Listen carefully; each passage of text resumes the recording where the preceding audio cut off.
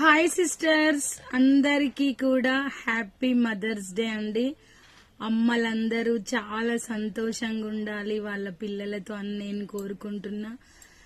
అమ్మలకి చెప్తున్నా అండి, ఎవరైతే పిల్లల గురించి బాధలో ఉన్నారో నెక్స్ట్ ఇయర్ కల్లానన్న దేవుడు వాళ్ళ బాధని పోగొట్టి మళ్ళొచ్చే సంవత్సరం ఇలాగే మనలాగా హ్యాపీగా ఉండాలని నేను కోరుకుంటున్నా.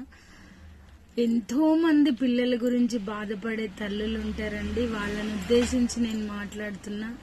అమ్మ, మీరు బాధపడకండి, దేవుడు తప్పకుండా మీ కోరికని నెరవేరుస్తాడు ఏ విషయంలోనైనా. సిస్టర్స్, అమ్మ గురించి సింపుల్ గా 2-3 డేస్ నుంచి అయితే చెప్తున్నా కదా. ఈ రోజు ఒక చిన్న మాట అండి.